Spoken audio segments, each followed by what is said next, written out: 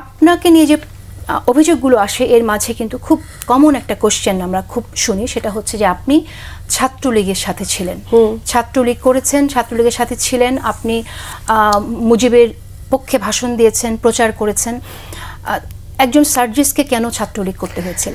আপনি এখন এটা বলছেন যে আপনার কেন ছাত্রলীগ করতে হয়েছে। আমি যদি আপনাকে প্রশ্ন করি তাহলে আমার একটা প্রশ্ন আছে, আপনাকে না, শুধু আপনাকে না, বাংলাদেশের এই যে মেইন স্ট্রিম মিডিয়া যারা আছে, এত বড় বড় হাউস, এই মিডিয়া হাউসগুলো আমাদেরকে যে বাধ্যতামূলকভাবে গণরুমে রাখা হলো, 4 জনের রুমে আমি 2 বছর 40 জন থেকেছি, এটা যে করা হলো, গেস্ট রুম করানো হলো, ল্যাব ক্লাস বাদ দিয়ে আমাদেরকে বাধ্যতামূলকভাবে আওয়ামী লীগের একজন নেতাকে সালাম দেওয়ার জন্য ঢাকা বিশ্ববিদ্যালয়ের শত শত শিক্ষার্থীকে ঘন্টার পর ঘন্টা দাঁড় করিয়ে রাখা হয়েছে। ভাইরা বলতে পারবে এটা সত্যতা আছে কিনা।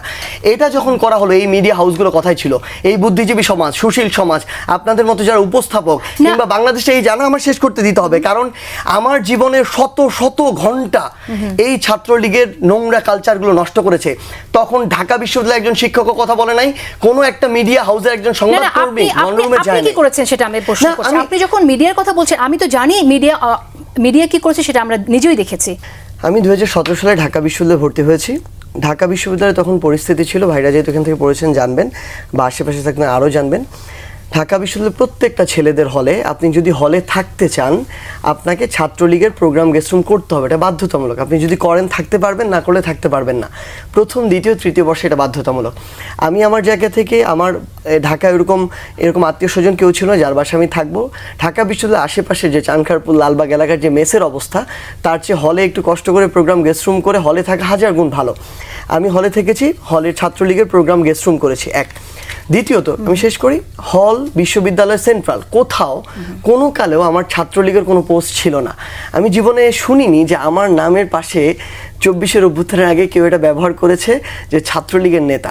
কিন্তু 24-এর অভ্যুত্থানের পরে ইচ্ছাকৃতভাবে, আমি মনে করি একটা রাজনৈতিক উদ্দেশ্যে প্রশ্নবিদ্ধ করার জন্য এই শব্দটা ব্যবহার করা হতো ছাত্রলীগের নেতা। এবার আরেকটা জিনিস বলি, যেটা আপনি বললেন যে বঙ্গবন্ধুরিয়া, আমি আমার জায়গা থেকে বিতর্ক করতাম শিক্ষা জীবনে, পুরো বিশ্ববিদ্যালয় লাইফে। এটা আমার বিশ্ববিদ্যালয়ে যারা সার্কেলে আছে তারা ভালো করে জানবে। মুজিবুর রহমানকে আপনি বঙ্গবন্ধু জ্ঞান করেন? হ্যাঁ, আমি শেষ করছি আমার কথাটা।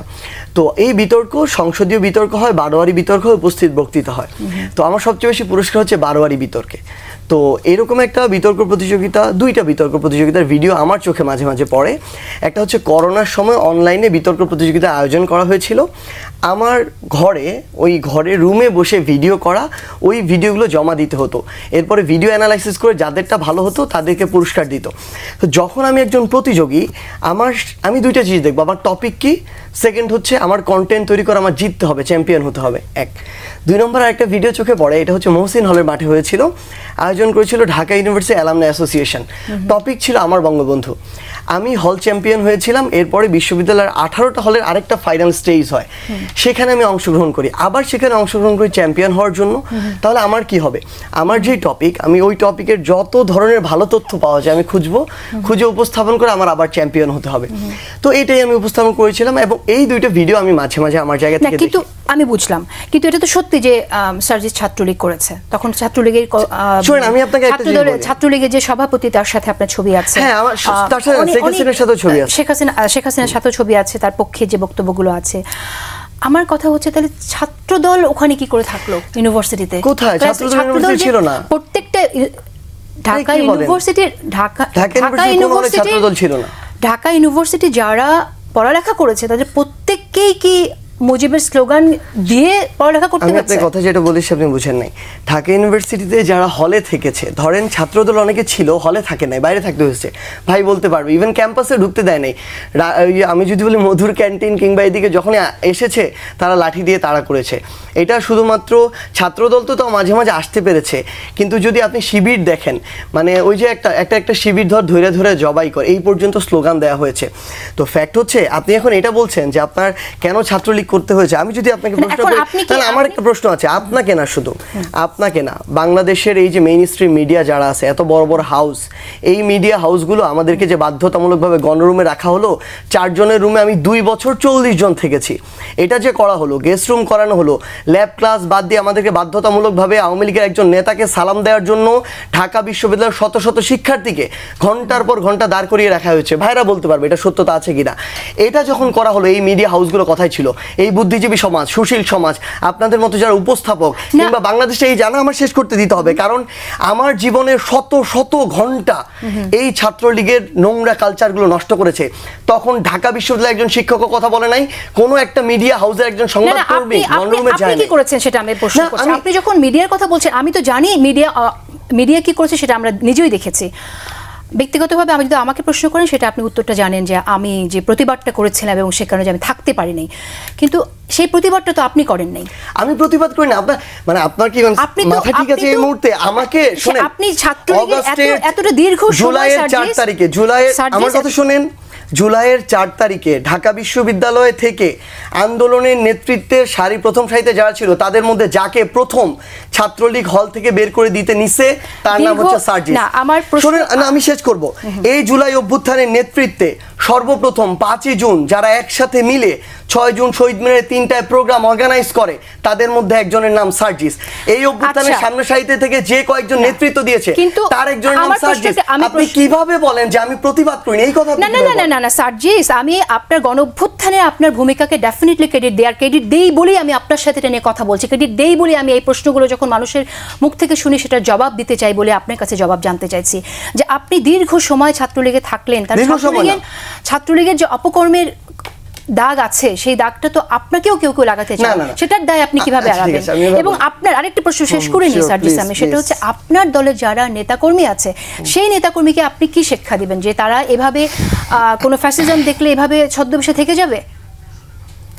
ফ্যাসিজম দেখলে ছদ্মবেশে থেকে যাবে কিভাবে? যেভাবে আপনি ছিলেন? না, কোনোদিনও না। আপনি এই কথা বলতেই পারেন না। সবচেয়ে বড় কথা হচ্ছে আমি ঢাকা বিশ্ববিদ্যালয়ে পঞ্চগড় থেকে ফার্স্ট ইয়ার একজন ছেলে 2017 সালে পড়তে এসেছি। আমার ওই সামর্থ্য আছে ছাত্রলীগ, শেখ হাসিনা কিংবা এই পুরো রেজিমটার বিরুদ্ধে দাঁড়ানো? আমি 2017 সালে এখানে এসেছি। 9 থেকে 17 সালে এটা কিভাবে আসলো? তখন বাংলাদেশের রাজনৈতিক দলগুলো কি করেছে? আরো যারা এত বড় বড় না আমার শেষ করতে হবে, আপনি তো প্রশ্ন করেছেন, আমার তো উত্তর দিতে হবে।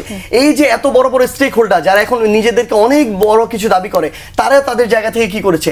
আমি তো আমার জায়গা থেকে যখন আমাকে বাধ্যতামূলক এটা করানো হয়েছে, আমি করার পরে যেদিন আমার সাহস হয়েছে, না আমি শেষ করি, যেদিন আমার সাহস হয়েছে আমি এটার বিরুদ্ধে প্রতিবাদ করতে পারি, ওই দিন আমি নিজে আমার ফেসবুকে এখনো এটা আছে, এটা 2020-21 সালের কথা আমি দিয়েছি, ঢাকা বিশ্ববিদ্যালয়ের জন্য এই বাধ্যতামূলক ছাত্র রাজনীতি একটা অভিশাপ।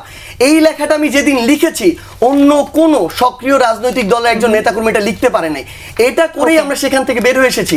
আর যদি আগ্রহ থাকতো বা কোনো কিছু সুবিধা নেওয়ার ইচ্ছা থাকতো তাহলে তো একটা পোস্ট নিতাম, কখনো পোস্ট নেই নাই। তো আমাকে সাদা হয়েছে যে আমি হলের ক্যান্ডিডেট হবো কিনা, কারণ আমার চেয়ে ওই মুহূর্তে মানে কম্পিট করার মতো আমার সাথে আমার সমবয়সী কেউ ছিল না। কিন্তু আমাকে ওইটি দিয়ে কখনো এইটুকু প্রলোভিত করতে পারে নাই যে তুমি একটা পোস্ট না, ওটা ছেড়ে চলে এসেছি, তারপরে চাকরির দিকে গিয়েছি। ওকে, আপনার যারা নেক্সট ফলোয়ার্স যারা হবে তাদের জন্য আপনার বার্তাটা কি, যে ভবিষ্যতে কখনো যদি এরকম কোনো ফ্যাসিজম দেখে তাহলে কি শুরুতেই প্রতিবাদটা করবে নাকি এভাবে থেকে যাবে? এটাকে আপনার এক লাইনে বলবেন। হ্যাঁ, না মানে এটাই, মানে আমরা প্রত্যাশা খুব করে প্রত্যাশা করি আর কি 2009 সালের প্রতিবাদটা যেন 10 সালে আপনিও করতেন, 11 সালে করতেন, তাহলে আমি করেছিলাম। এটাই, আপনি তো চলে যেতে হয়েছে না, আমরা তো যাই নাই, আমাদেরকে বাধ্য করা হয়েছে, আমরা তারপরে যাই নাই। না আমি আওয়ামী লীগ, আমার কাছে প্রলোভন ছিল সার্জিস, এটা আমি ব্যক্তিগত কিছু ছিল প্রলোভন, আমাদের কাছেও অনেক